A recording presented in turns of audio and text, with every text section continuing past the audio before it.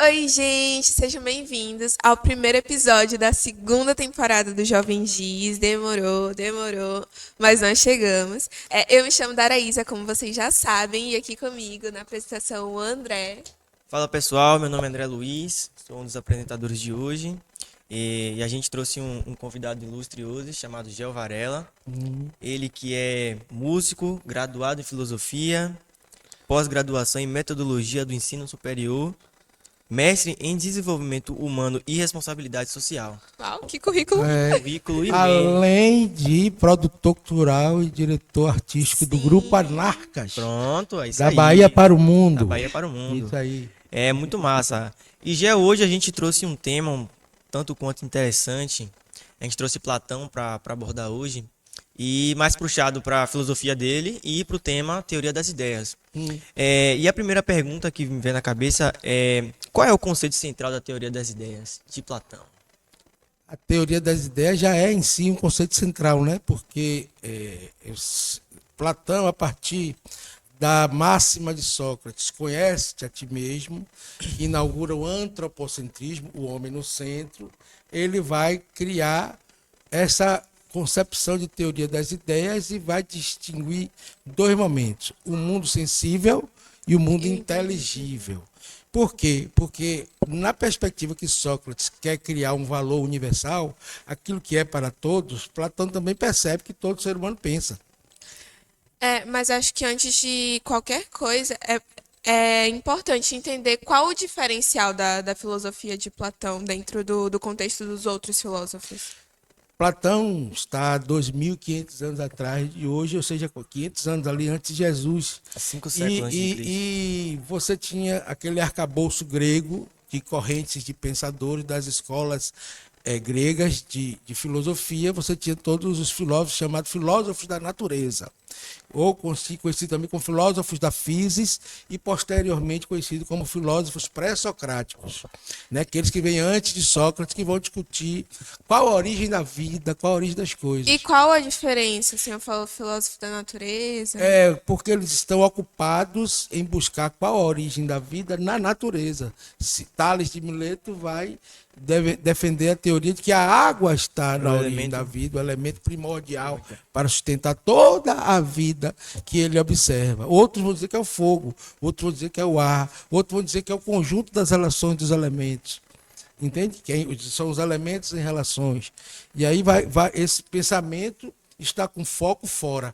E a partir de Sócrates, Sócrates traz o foco para o sujeito. Por isso que Sócrates é um divisor.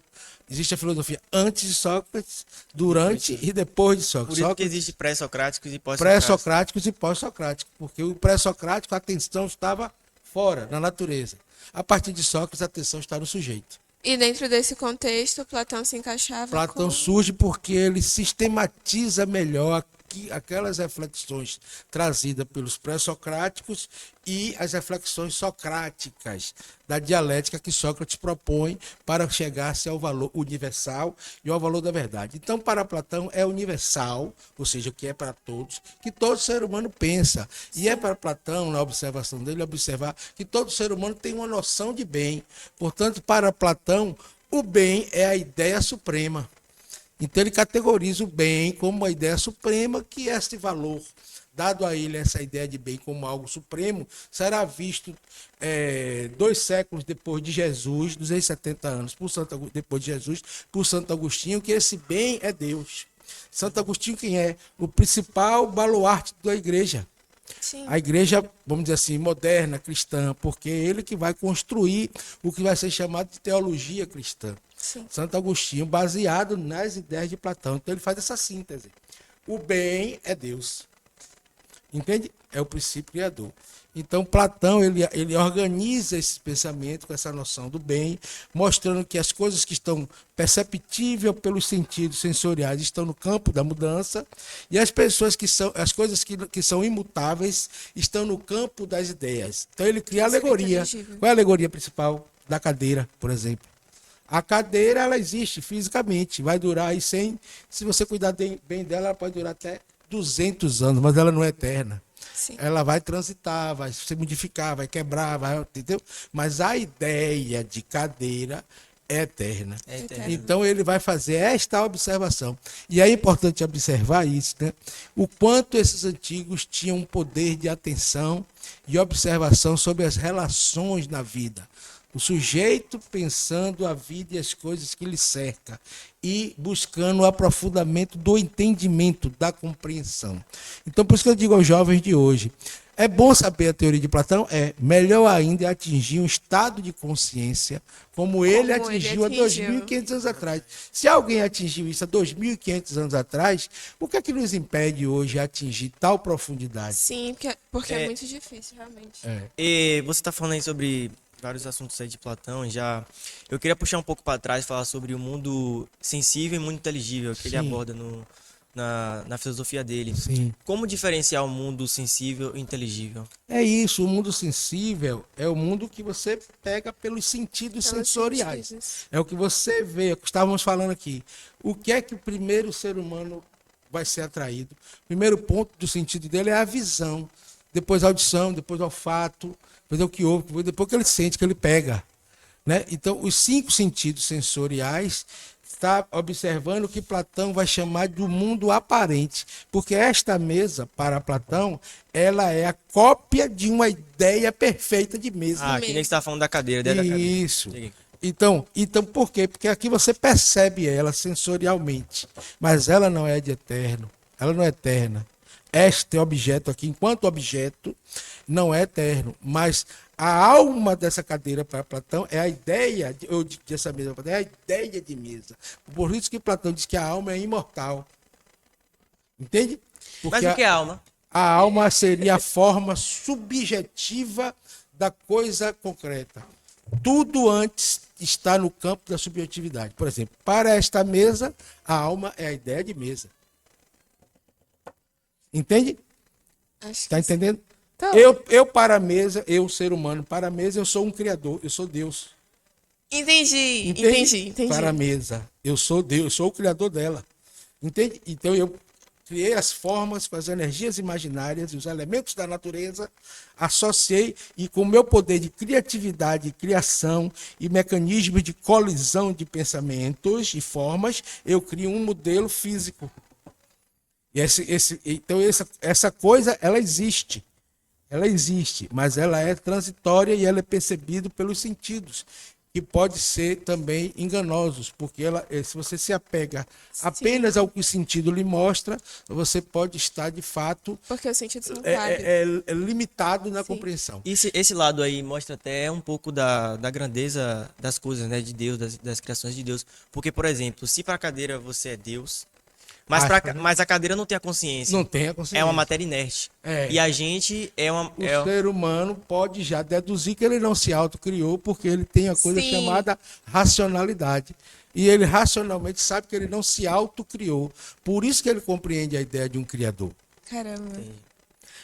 Mas vem cá, eu tava, pelo que eu li, pelo que eu estudei, o mundo inteligível, ele pode ser acessado através do intelecto. Mas de que forma? Meditando, dando atenção plena, direta e completa na relação que você tem com as coisas, com as pessoas e tal. Por exemplo, uma coisa muito simples. Sua mãe olhando para você de maneira tão direta no seu olho, tão correta e completa, você consegue mentir para ela? Não. Não. Entende? Porque ela acessa o real agora. Ah, entendi. Não a aparência. Entende? Então, se você quiser dar um nó, dizer, não, minha mãe piscou para lá, piscou para cá, o corpo revela que você está mentindo. A aparência vai ser enganosa. Entende? Porque o corpo, além de falar, não mente. Por que o corpo nosso, além de falar, não mente? Porque a nossa consciência não se permite ser inferior. E quando a gente faz isso, tentando ser inferior à nossa própria consciência, a gente mente, mas a gente sofre. Porque sabe que Porque mente. sabe que mente. Isso também nos faz entender que existe uma verdade universal? A verdade universal e absoluta. Existe uma verdade revelada, que é revelada pelas experiências dos livros sagrados, de todas as culturas, que é revelada, inclusive, hoje via mídia, via tudo isso aqui. Tudo isso aqui se torna agora uma revelação, né? Mas existe a verdade experimentada. E existe a verdade absoluta, que está para além do que você experimentou. Dá um exemplo. Porque o fato de você não ter experimentado não significa que não exista. Mas afinal, o que que é verdade? A verdade é o que é, tal qual é, como é. Não como eu penso que seja ou eu gostaria que fosse. Porque o que eu penso que seja é o meu recorte perceptivo Ponto de vista. e o meu ponto de vista. E o que eu gostaria que fosse é o que alimenta o meu ego, a minha satisfação. Deixa eu ver se eu consigo explicar. Mas se a verdade não é aquilo que eu acredito ou que eu penso, quem define o que é a verdade? A verdade que define é a vida. A vida é. Por exemplo, qual é o contrário de vida? Calma, eu lembro que o senhor falou isso Isso, numa aula. numa aula. Qual é o contrário de vida? O senso comum diz que é morte. Mas não é. Não, porque o contrário de morte é nascimento. Exatamente. E qual é o contrário de vida? Não tem, a vida é. A vida é. Então ela é a verdade. Ela é a coisa em si. Então, no caso, a verdade é a vida. Isso, que é Então, que pronto. pode ser traduzida como, na religião traduz isso como Deus. A verdade é Deus. Entende? Entendi. A filosofia, a verdade é a vida, é o que é, tal qual é, não como eu penso que ela seja. Porque eu posso até pensar e me aproximar do que ela é. E aí eu Sim. tenho, quando eu me aproximo, a minha razão compreende parte da coisa. Aí isso está de todo errado? Não, minha razão faz parte do todo. Eu sou parte dessa natureza e dessa vida em movimento. Agora, o todo é feito de partes. Não existe todo sem parte. Sim. Porém, a parte não consegue, enquanto ser consciente, compreender esse todo, porque esse todo é absoluto e mais além do que a minha percepção. Por exemplo, eu sei que o sol não banha tudo e a todos, Sim. Sim. e o que está mesmo até, e o que é que está até mesmo ao sol banhar? Como assim? Pense, o sol banha todos, e o que é que está até mesmo ao sol banhar? Calma que eu não entendi. Deus? O sol é uma representação física, Sim. De uma uma criação. estrela. Sim. E se ela existe, Alguém criou. existe um movimento, não sei se é alguém, mas algo criou. Algo criou, no caso. Algo criou. Porque tem essa diferença, né? Isso é. Porque a gente não pode até se precipitar em falar quem é Deus e o que é Deus. Não, é quem e o que é, não dá para definir quem, porque quem está no campo pessoal, Antropofômico. antropofórmico, isso. Entende? E algo criou. Esse algo, as culturas vão batizar. A cultura vai ter a cultura que vai chamar de Alá. Vai ter uma cultura Sim. que vai chamar de. O nome das coisas não são as coisas. Não são as O coisas. nome das Então, coisas. você acha- Seu nome, como é? Da Araísa. Seu É só nome identidade. lhe identifica. Mas não me define. Não lhe define. Sim. Então, isso a gente aprendeu na aula lá, Sim, né? eu lembro. Então, esse é o lugar. Então, assim, o nome Deus pode até identificar, mas não define. Você O que acha é que a Deus? gente se precipita até quando a gente fica se preocupando demais em definir as coisas? Nesse sentido? Em alguns aspectos, sim, mas é necessário as definições para o passo a passo do nosso limite racional. Ninguém sabe tudo, né, que não possa aprender mais, e o aprendizado ele é diretamente através da revelação, através da experiência ou através do sentimento com o real. Mas em que aspecto isso pode, como o André falou, meio que prejudicar a gente, a nossa necessidade de Quando definir isso? aquilo que a gente se apega como certeza não tem realidade, não traz uma compreensão mais universal possível do seu ambiente. Por exemplo, eu estou dizendo, está faltando luz. Entendeu? Aí, não, tá não, Entendi. porque a crença está dizendo que não é ali. Pronto, vai para a experiência, vai aprender depois, vai ver que vai estar. Pronto. Então, Essa é a verdade experimentada. é verdade experimentada. É verdade experimentada. Alguém revela. O amigo aparece para revelar. O mais velho experiente aparece para revelar. Os experientes estão sempre revelando, porque já vivenciou. Por que aqui na cultura indígena é assim? A divisão de trabalho é por força e idade. Porque quando você é mais jovem, você vai para o serviço para fazer. E quem lhe orienta? Quem já passou pelaquela experiência, que já sabe como é que tem que cortar a madeira, que já sabe qual é a melhor forma. Porque, segundo os antigos, o ser humano pensa porque tem mãos. E você vê isso bem nas culturas tradicionais. As pessoas que têm mãos constroem habilidades fantásticas para fazer coisas que você... Meu Deus, eu nem sabia que era possível fazer. Por quê? Porque você nunca experienciou. Nunca experimentou, nunca se relacionou de maneira direta, correta, a construir caminhos com aquilo. Né? Por exemplo, eu vou dar um exemplo. Eu fiz um. A vizinha estava reclamando que o telhado da minha casa, quando chove muito, joga muita água para a casa dela. Aí pediu que eu botasse uma calha. Aí eu botei a calha e botei um tubo para jogar água para minha grama. Só que choveu muito ontem. Mas choveu tanto que a água estava caindo toda na grama e estava indo para cá. Aí o que é que eu fiz? Ali eu empurrando a água para o outro lado da grama e a água não. Aí eu, peraí, rapaz, fui lá, peguei um balde grande, botei no lugar, dava tempo ao solo, enquanto o balde estava enchendo, dava tempo o solo chupar a água que já estava ali. Nossa, Então, eu aprendi na experiência a ali. experiência, sim. Ali, uma coisa simples, boba, eu só estou dando exemplo, porque normalmente, para quem já tem experiência, um encanador, alguém que já viveu a experiência daquilo ali, já teria essas soluções. Mas eu sou professor de filosofia, eu não fico pensando sobre aquilo o tempo todo. Mas naquele momento eu fui exigido a pensar rápido algo que solucionasse. Até eu agora fazer uma outra modificação, porque eu não esperava que com esse volume de água eu tivesse esse outro problema, entende? Entendi. Então agora eu tenho que pensar com outra solução, com outro profissional. Então o que eu quero dizer? O fazer das coisas vai sempre revelar na experiência é um aprendizado. Cada vez que você fizer aqui um programa, cada vez que ele dirigir um trabalho desse aqui, ele vai acumulando na revelação da experiência um aprendizado real. Entende? Entendi. Agora, tem coisas que a revelação nos basta. Né? Eu não preciso, por exemplo, como eu falei, comprar uma arma para mim, para saber que arma pode me trazer problemas. Isso, a vida já revelou isso. Eu não preciso dessa experiência, experimentar para passar por isso, para depois aprender. Entende? Então, esse é o lugar. Então, o conhecimento revelado ele está nos livros, ele está na natureza, ele está nas relações, ele está em tudo, na música, na arte. A arte é o grande lugar de revelar coisas. Entende? Agora, está revelado. E se você experimentou aquilo, aí aquilo vai trazer mais significado para você. Uma coisa experimentada sempre traz mais significado do que a revelada. Por isso que eu acho que eu me deparei muitas vezes com o dar conselho. A gente às vezes não consegue dar conselho porque o outro não está preparado, porque não passou pela experiência ainda para poder saber que... E também, às vezes, nós não estamos preparados para ouvir. Para ouvir. Às vezes a pessoa só quer desabafar, ela não quer ouvir nada não, mas ela não diz, pare que eu quero desabafar.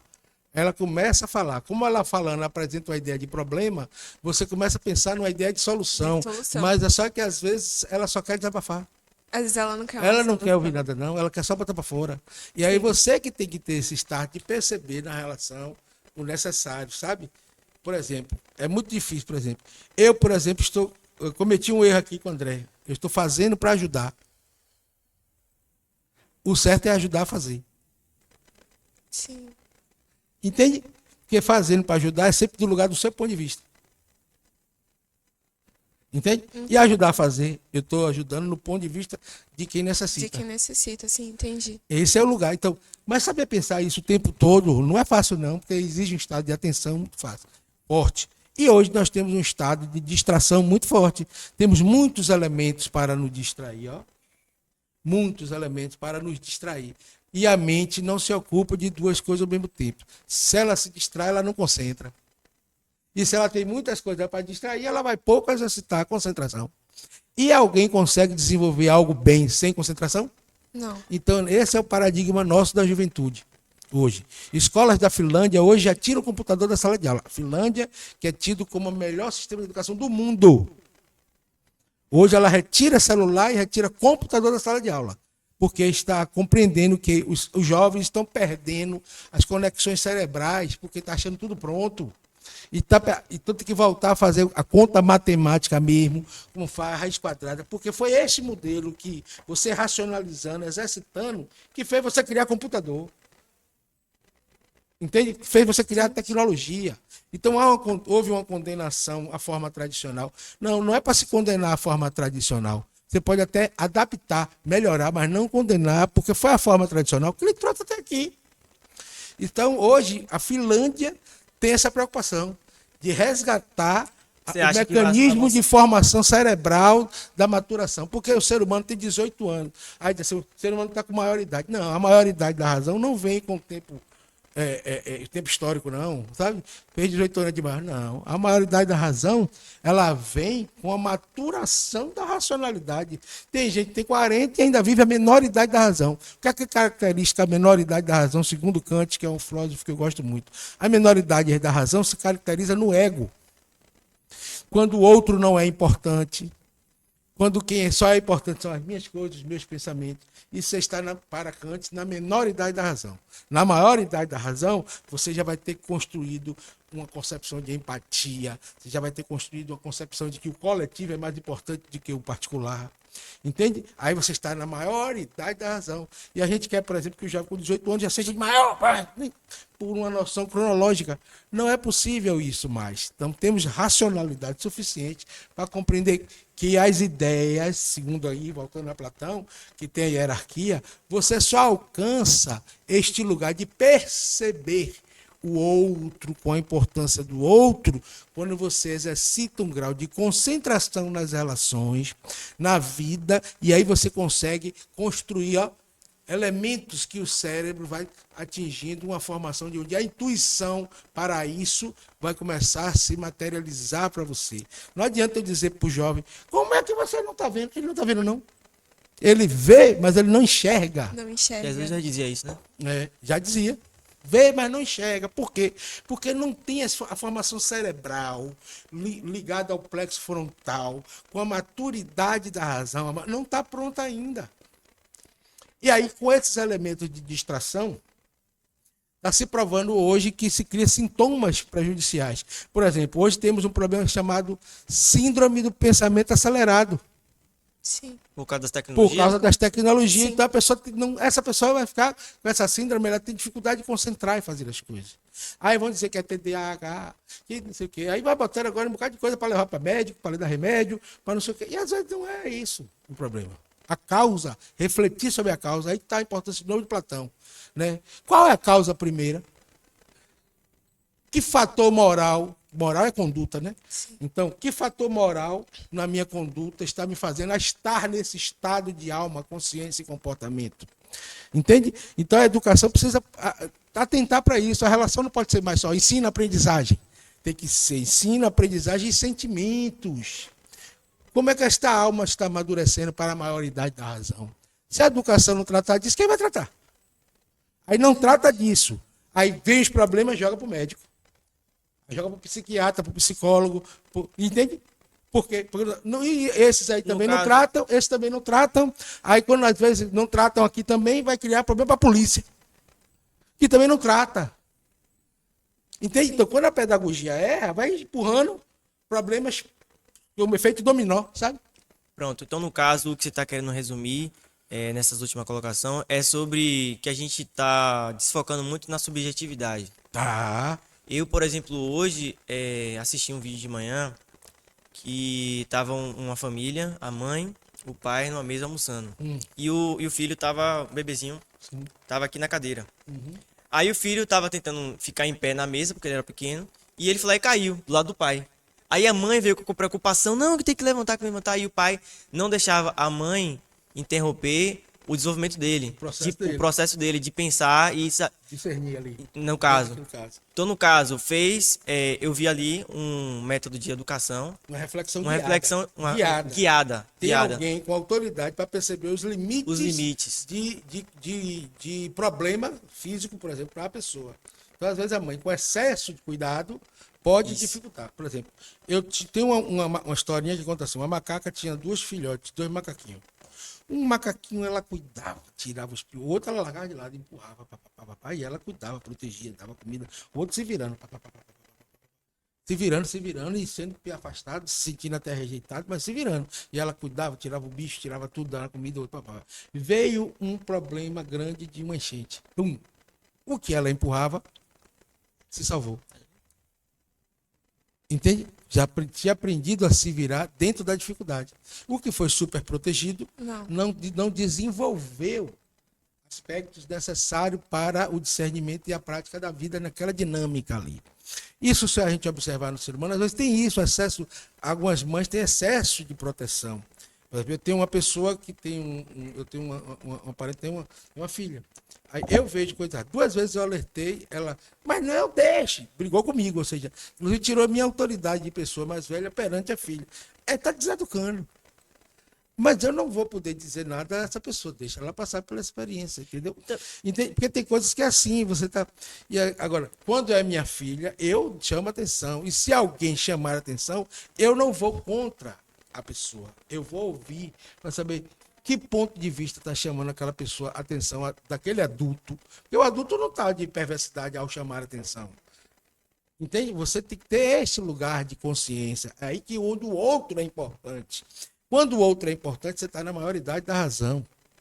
Então, quando o outro adulto alerta, eu não tenho que ficar contra o adulto que falou com meu filho. Não. Entende o que é a minoridade da razão? Eu fico contra a pessoa que alertou. Sim. Então, é um excesso de proteção desnecessário e deseducadora nesse processo. Deseduca. Então, eu preciso ter essa compreensão de que o outro é importante, até nos alertas. Entende? Então, e aí você buscar ser assertivo diante disso. Esse é o nosso desafio, ser assertivo. Não vamos errar? Vamos errar. Não é possível não errar. Não é possível não errar. Agora, errar e continuar errando, né, tem um fator aí de falta de discernimento. Alguns medos. Tem gente que repete o mesmo erro sempre. No mesmo lugar, no mesmo tempo e espaço. Você faz. O que é que acontece? A pessoa não enxerga. Por mais que seja escandaloso para você que está de fora, para ela que está vivendo, ela não enxerga. Se ela enxergasse, ela saía.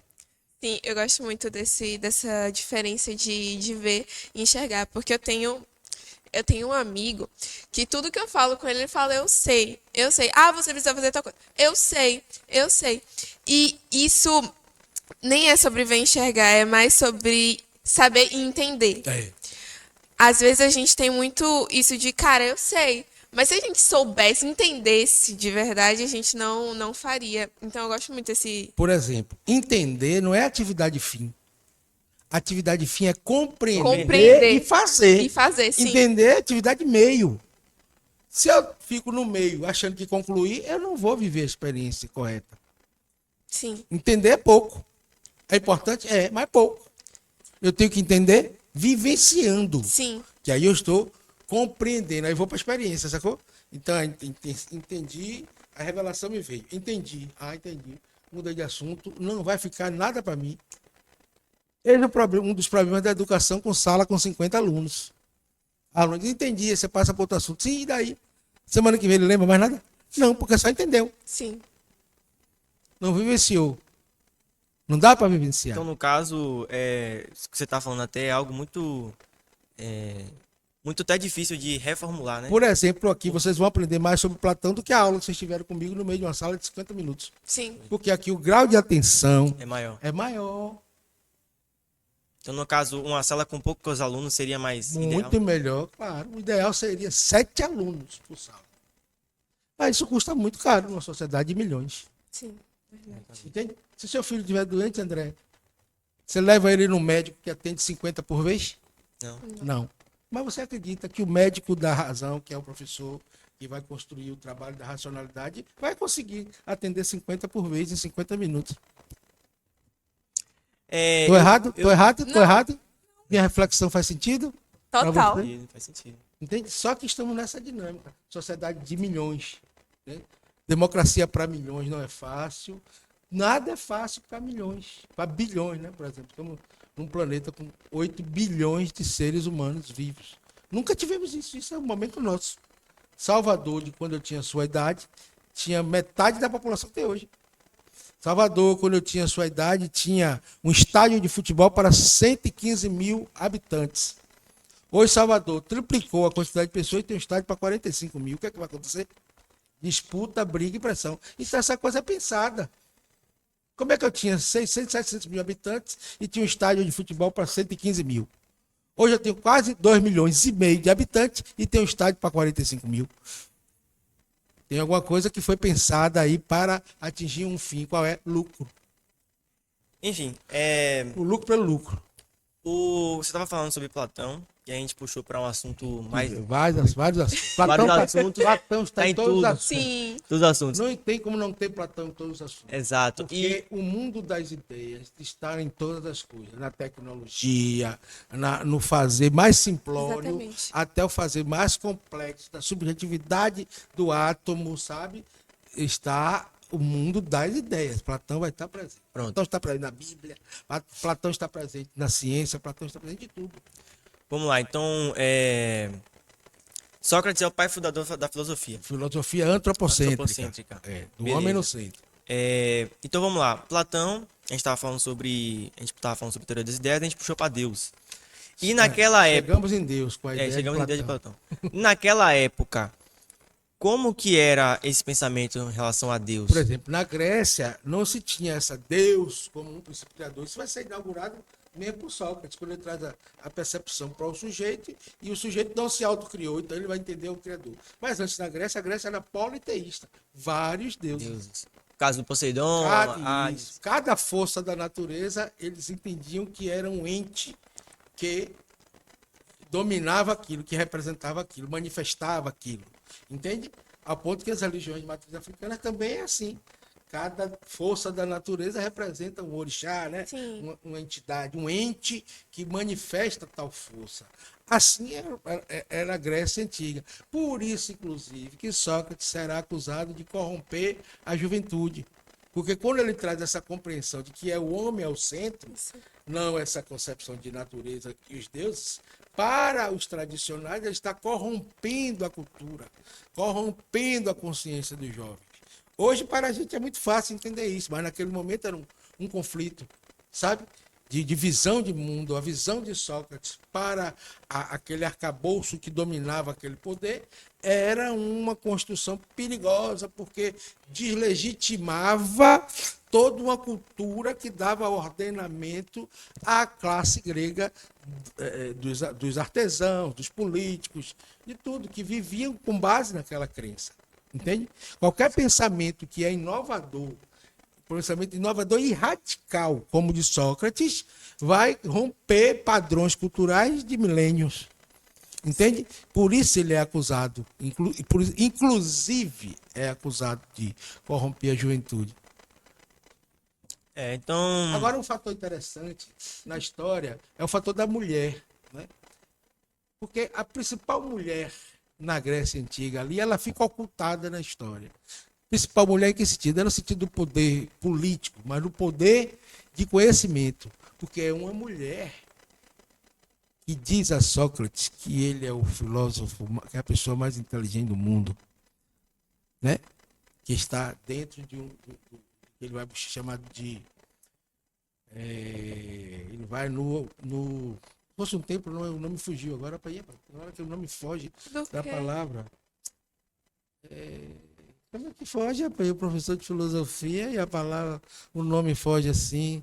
Sócrates vai o lugar, como é o nome, rapaz? Que lugar? Sim, pelo amor Templo? de Deus. Não, pode ter chamado de templo, mas não é para chamar de templo, não. Academia? Não, peraí que desculpa, eu relembro agora, tanta coisa que vem na cabeça ao mesmo tempo.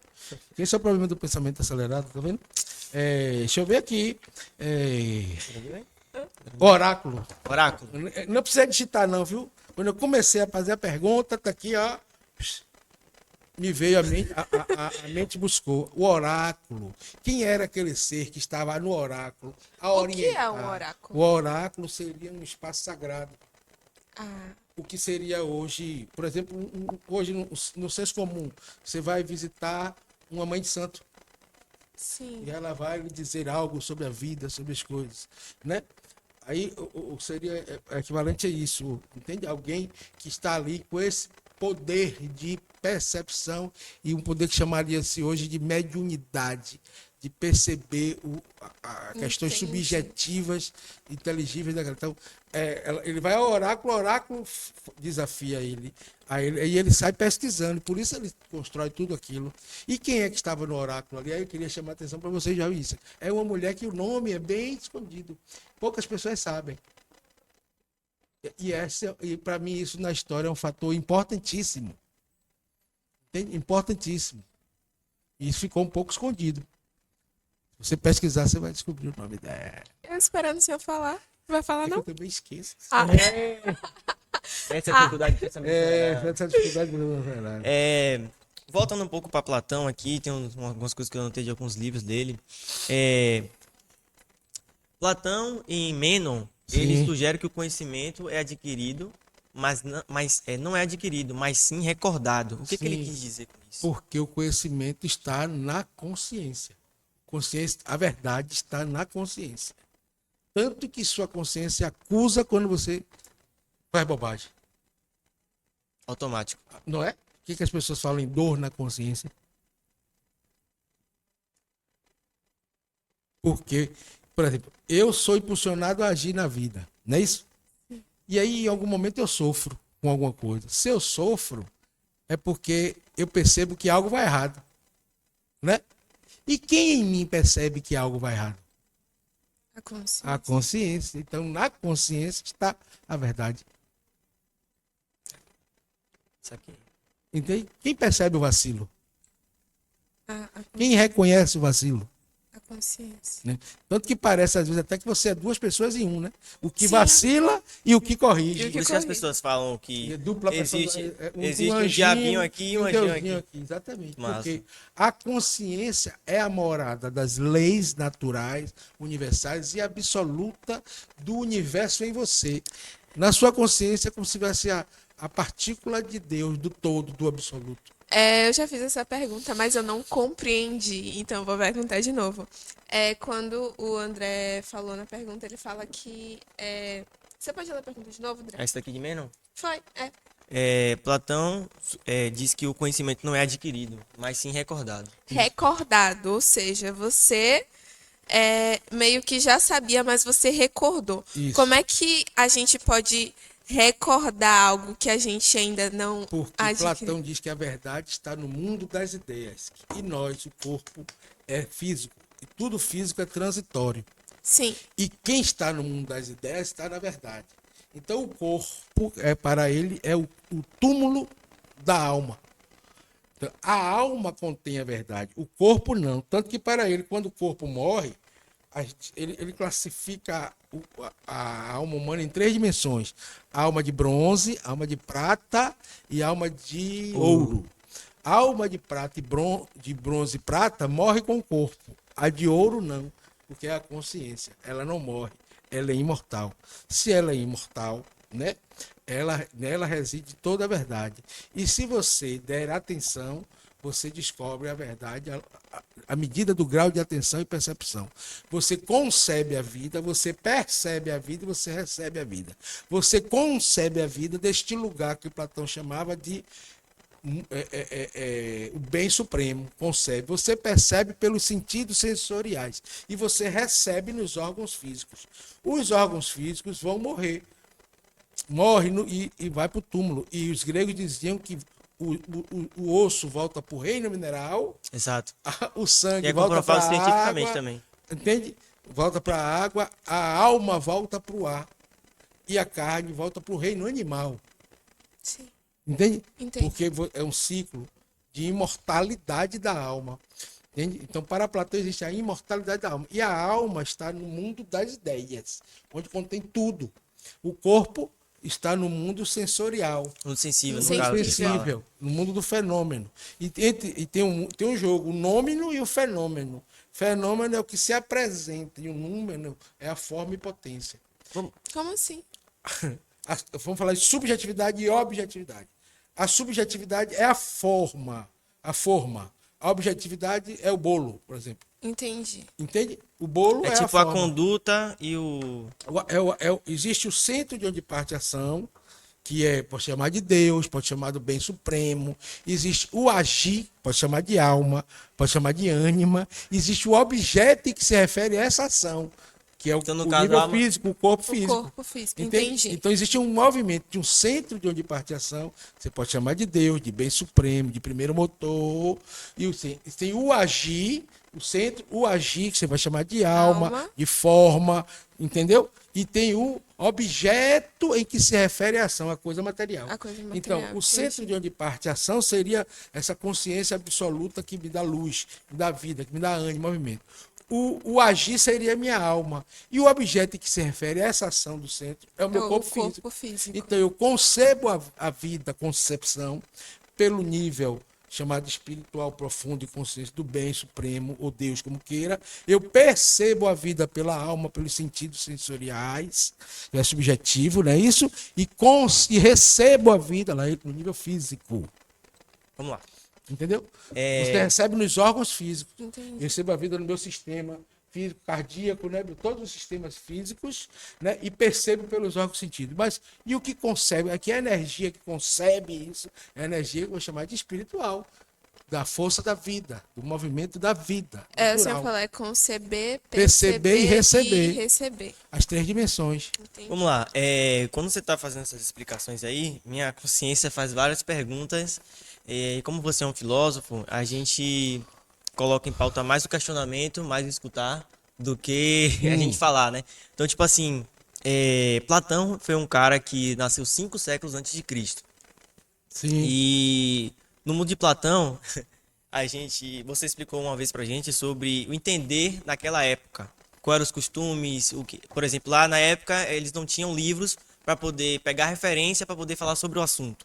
Então era mais intuitivamente, não é isso? Intuitivamente do que observando, vendo na hora, no caso, físico. Então, tipo assim, você falou sobre que Platão dá essas definições de alma e ele prega a verdade absoluta, no caso. Então, por que que é relevante essa ideia de alma, de mundo superior, se ele nem experimentou ainda? É porque assim, existem vários níveis de experimentação, né? Até a imaginação é um nível sutil de experimentação. Eu imagino um mundo perfeito. Então esse mundo existe na minha imaginação, mas existe. Porque imaginação é uma força em domínio que você tem. Então é claro que Platão, a república que Platão pensou, ela existia na prática? Não. Mas aquela prática que existia fez ele pensar naquela república ideal, que ele vai categorizar a noção de alma, o ser humano, com a divisão do Estado. Então, a alma de bronze, que é a alma que lida com o fazer concreto, né? De plantar, de plantar a comida, de plantar as plantas, de plantar o alimento, né? De criar o artesanato, de criar a arte, tudo aquilo ali. Eles chamam de alma de bronze, que é a alma que lida com o mundo físico concreto. A alma de prata seria os combativos, os caras do exército, que iam cuidar da administração, proteção da cidade. E a alma de ouro seria os que iam adentrar o Supremo Magistrado, que poderia até dirigir a polis, legislando e criando leis. Ele vai criar essas 3 dimensões e dizer que o Estado tem que representar, espelhar essas 3 noções de alma para ser um Estado equilibrado. Entende? Ele fazer essa divisão. Agora, volte aí a palavra, porque também entrou outro pensamento aqui na minha cabeça. Volta a minha pergunta. A sua pergunta, só para poder... Como que ele definia isso, sendo que ele prega as verdades absolutas, sem ele ter experimentado o outro lado, que ele fala o mundo das ideias? Como é que chegava essas definições todas desenhadas de forma... Porque assim, ele tá em tudo. A vida dele demonstra isso. Por exemplo, quando Sócrates diz, conhece-te a ti mesmo, e ele diz que todo ser humano vai parir ideias, então ele observa que no universo dele, claro que Platão não rodou o mundo todo, mas no universo que ele está, ele percebe que todo ser humano pensa. Então o fato de todo ser humano pensar é um valor universal. Ou seja, esta forma de agir, que é pensar, está presente em todo mundo. Entende? Então, se isso está presente, se eu consigo perceber isso, então eu posso produzir com isso um valor também que seja para todos. Se todos têm essa condição, será que todos dessa condição não podem produzir um valor universal que seja para todos? Então, isso é um fator de dedução lógica do pensamento, observando que essa condição de todo mundo é uma dedução lógica, que todo ser humano pensa, é uma dedução lógica. Porque você não faz ciência, nem existia ciência para isso, né? Você faz dedução racionalmente da observação, que todo ser humano produz pensamento. E todo ser humano, em alguma dimensão, mesmo que no seu universo pequeno, ele tem uma noção de bem, de fazer o bem, ou com algo ou alguma coisa. Entendi. Então, essa noção de bem que está ali, mesmo naquela cultura, mesmo para você de cá seja errado, mas para ele, nele existe uma noção de bem para fazer o bem ali naquela medida. Que medida? Na medida dele. Mas na medida dele, ele tem uma noção de bem. Então, todo ser humano tem uma noção de bem. Então, ele começa a achar que isso é universal. Então, essa é a verdadeira ciência da sabedoria, que todo ser humano tem naturalmente uma noção de bem. E de onde vem essa noção de bem? Da observação, porque todo mundo, em Consciência. alguma medida, vai produzir o bem. Uma mãe vai produzir o bem ao fazer o filho, a ter o filho, né? O filho está chorando. Ela não sabe o que é. Com a relação direta e buscando essa noção de produzir o bem, ela não descobre que a fralda está apertada, o que é cólica, o que foi a formiga que mordeu. Por quê? Porque essa noção do bem, na relação direta, vai despertar. Entende? Entendi. Por quê? Porque a consciência revela Entendi. na relação direta. Entende? Entendi. Aí uma mãe faz muito bem isso o tempo todo. Por exemplo, eu tava vendo um vídeo sobre Leonardo da Vinci e ele é muito maior do que só o quadro que ele fez de Mona Lisa. Claro. E eu acabei descobrindo, né, que ele fazia anatomia pela observação. Sim. Então, eram longas horas observando uma libélula batendo as asas para poder desenhar certinho no seu Claro. caderno. Então, tipo, E você hoje quer ficar olhando ali a libélula batendo as asas longas horas para fazer alguma coisa? Por quê? Porque tem muitos elementos para lhe distrair hoje. Que na época dele não tinha. Daí, Tá claro? Você é jovem. claro, é como eu Você é falei. jovem hoje. Então, você sabe o caminho. A observação direta, correta e completa vai lhe trazer valores que você pode chamar de verdades que você não enxergava. Fale, continue. Não, era até ela? essa situação de um livro que eu li, de Mark Manson, que ele falava que o nosso problema hoje não é mais material, é subjetivo e espiritual. Isso. É como se, tipo assim, as coisas materiais evoluíram demais. É. E a gente tá esquecendo da parte principal, Ou seja, que é tem ciência de materialidade, mas não tem ciência de interioridade. interioridade, exatamente. Não tem aqui no mundo ocidental, porque os antigos já faziam isso. Já faziam isso. Porque, por exemplo, um japonês, quando vai saudar você, ele faz como? Namastê. Que significa o quê? A divindade que habita em mim saúda a divindade que habita em você. Vai ter preconceito de cor da pele com uma pessoa que é educada assim? Se todo dia eu encontrar qualquer pessoa, ao saudá-la, eu estou dizendo, a divindade que habita em mim saúda a divindade que habita em você. Se nós tivermos uma educação assim, vai existir preconceito de cor da pele? Já que preconceito de cor da pele é uma coisa criada, que ser humano não nasce com intencional de discriminar pela cor. É uma coisa cultural criada, intencionalmente. Né? Dalai Lama não, Mandela já falava isso. Mandela, na África, já falava isso. Ninguém nasce odiando o outro pela cor da pele. Isso é construído. Exatamente. Entende? Agora, Condicionamento. uma sociedade que constrói isso, constrói um valor de subjetividade muito grande. Sabe? Parece é simples, mas é profundo. A divindade que habita em mim saúda a divindade que habita em você. Aí estou colocando lugar de igualdade, né? Lugar de importância, lugar de sagrado, tudo nesta relação. E o que é que ocorre? O ser humano, quando entende que algo é sagrado, naturalmente, André, pela noção de bem que ele tem, ele cuida. Aí Platão, Exato. né? A noção de bem que tem, por ele considerar que algo é sagrado, ele cuida. Agora, como a gente foi constituído para entender que somos pecadores, porquanto pecador não é algo sagrado, a gente quer um derrubar o outro. Então, tipo assim, a ideia.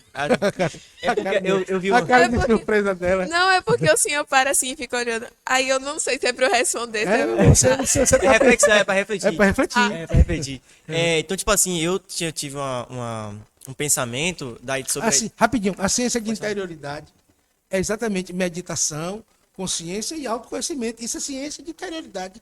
Ah. Fale-me. Eu tive um pensamento, um questionamento, que era sobre a ideia de vencer, que coloca eu contra o meu O- próximo. Tem uma questão que os africanos, um americano chega lá e pega os meninos que estão brincando na África e diz assim: quem chegar ali primeiro naquele lugar vai ganhar um chocolate. Aí os meninos olham pro outro, um dá a mão ao outro, sai todo mundo correndo junto. Chega todo mundo junto. Uau. Rapaz, Entende? espetacular isso aí. O nome disso é Umbutum. Eles chamam Umbutum. Tem um vídeo sobre isso? Tem vídeo sobre isso. Como é que eu pesquiso? Ubuntu. Pronto, na hora você me passa. Depois ele passa, Ubuntu. Entende? Então os Rapaz, meninos, é interessante.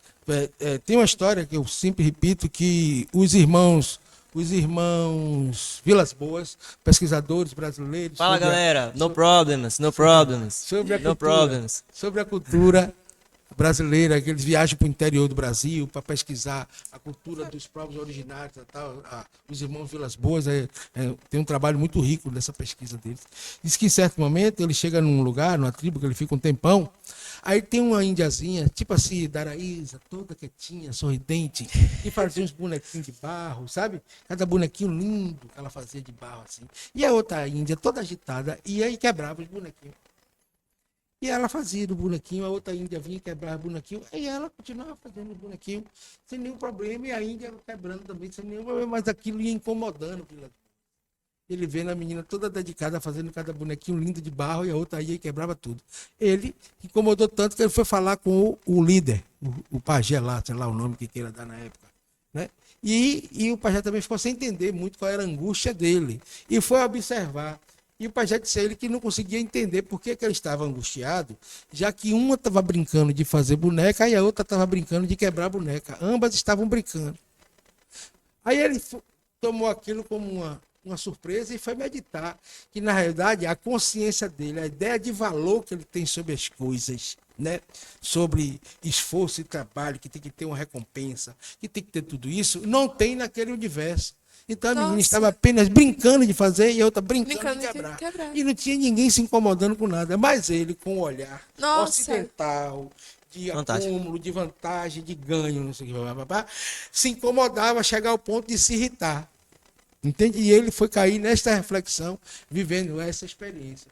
Entende? Que coisa bonita de se observar. Sim. Agora, sim, a gente está num mundo de competição, de valor, de trabalho, de mercado, de tudo isso. Eu vou ficar igual um índiozinho brincando de boneca e quebrar boneca. Não dá, entende? Eu também posso me machucar. Eu tenho que saber o jogo e saber qual é o meu espaço aí, qual é a minha virtude nisso aí. O problema hoje é que nós estamos refletindo tarde sobre qual é a nossa virtude e qual é o nosso papel.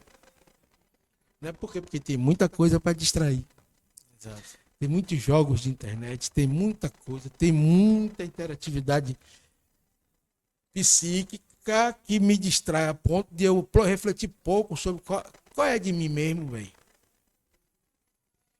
Qual é o mesmo? O que é que eu mesmo vim fazer aqui? Eu queria fazer uma pergunta. Eu já queria fazer há um tempo. Vamos lá. Mas toda vez que eu tento perguntar, aí a André pergunta também. outro assunto. Aí Vai, foge do calado assunto. agora, deixa eu Vou falar ficar agora. calado Fala agora, fala Daraísa. agora.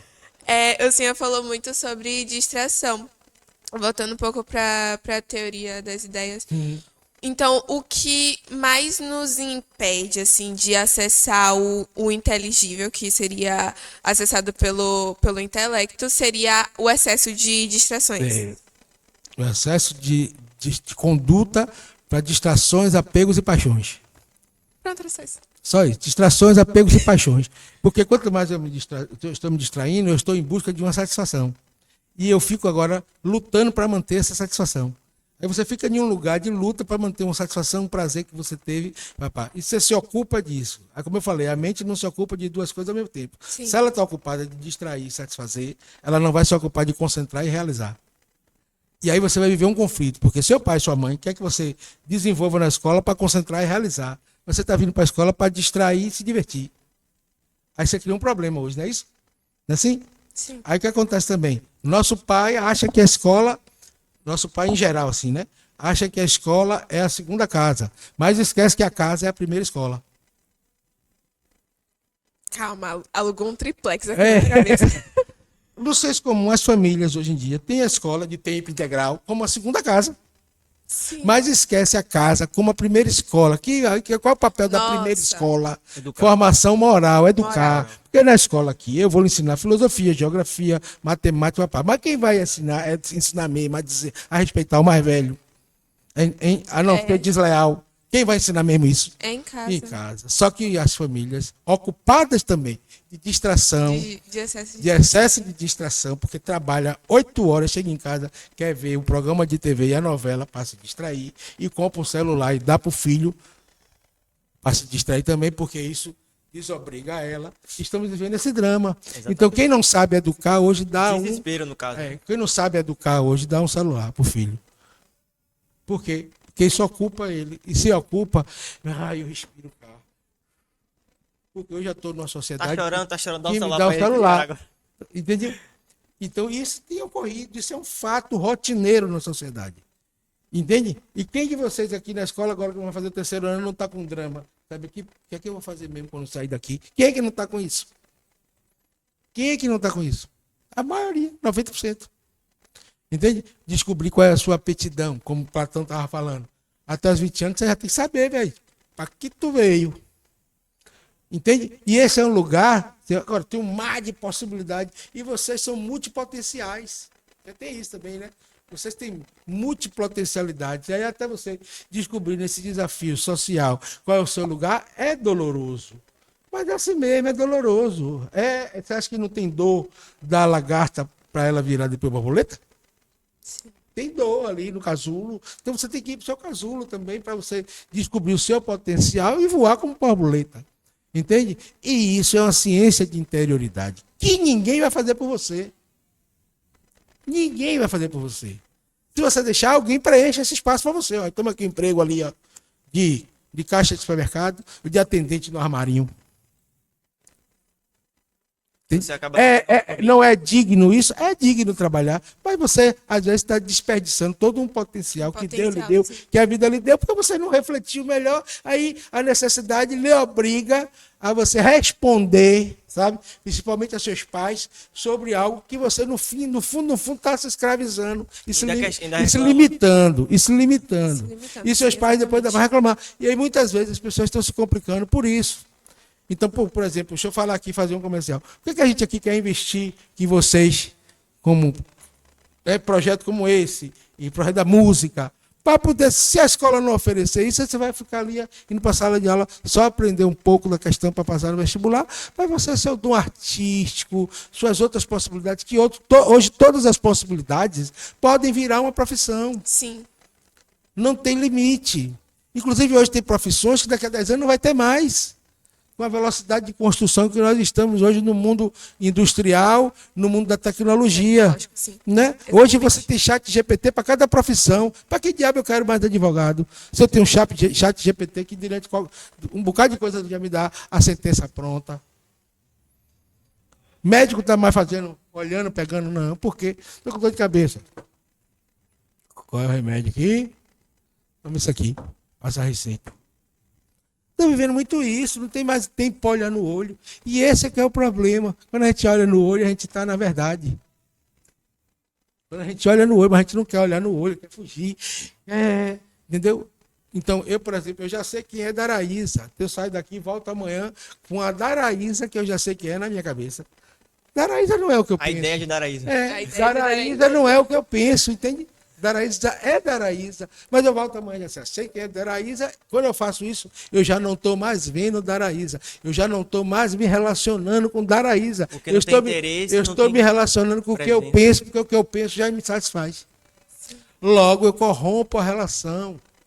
Eu perco o significado da relação. Assim, eu já sei quem é meu pai, eu já sei quem é minha mãe, eu já sei quem é meu namorado, eu já sei quem é minha namorada. E essas coisas estão acontecendo.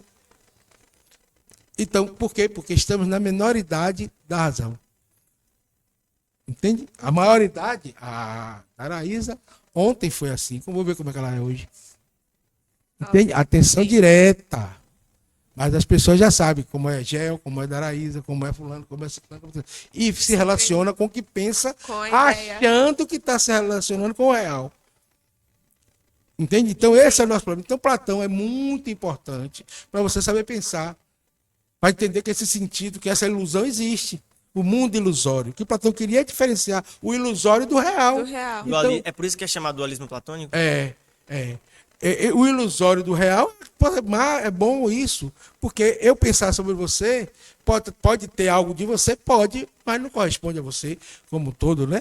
Então, assim... Que a ideia não define o que é. Não vai definir. Eu, enquanto parte, não vou conseguir acessar o todo da pessoa, ou da namorada, da mãe, do irmão, do parente, do amigo, do trabalho. Não vou. E eu tenho que mastigar esse assunto, ó, exaurir, para eliminar as ideias pré-concebidas. Então, eu não estou tendo tempo para isso, porque mastigar esse assunto para eliminar não dá tempo, porque agora já tem outra informação aqui, ó.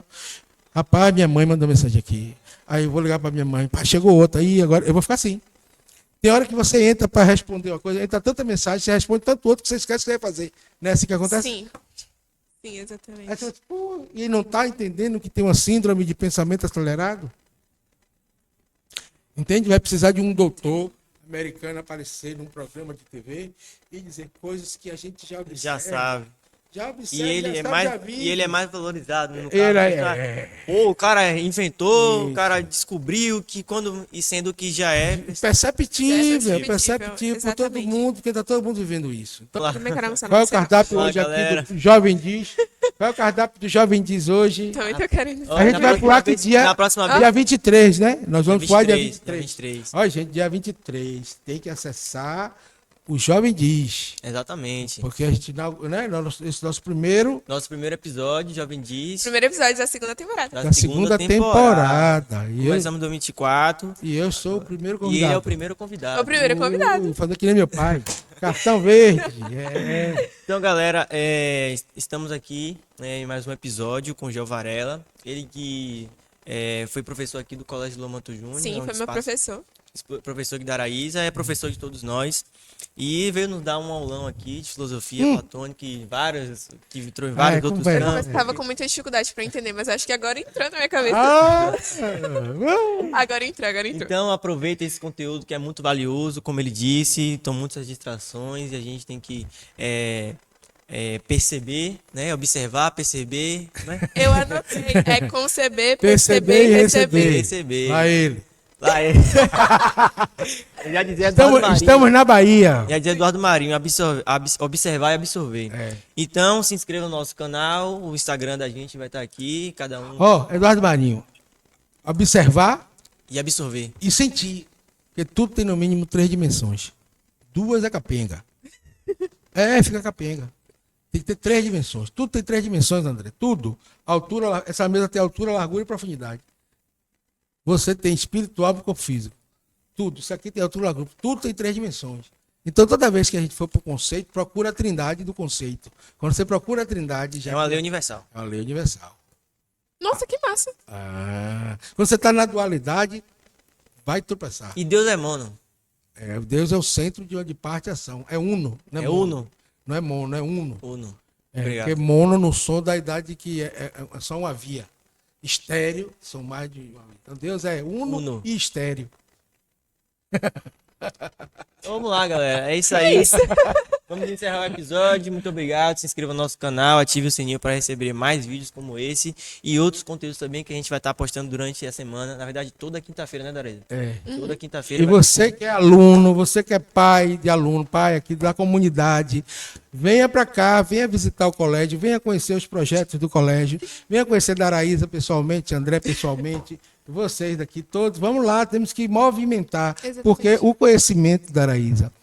Às vezes as pessoas acham que a filosofia é só dos filósofos gregos.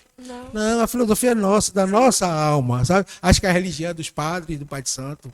A religião é nossa, da nossa alma, sabe? Sim. Como se a ciência fosse da NASA.